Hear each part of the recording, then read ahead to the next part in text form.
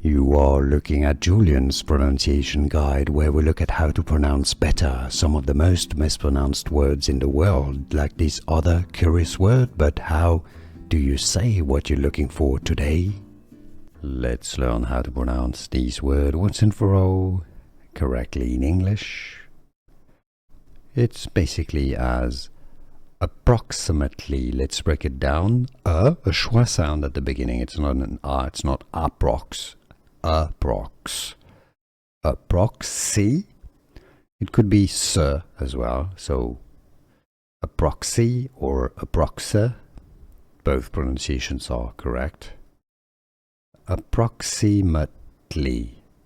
Approximately or approximately, depending whether it's British English or American English, US or UK. Approximately. Approximately. Here are more videos on how to pronounce more confusing words and names too many mispronounced. Like this video if you found it useful. I appreciate your support. I'll see you soon and thanks for watching.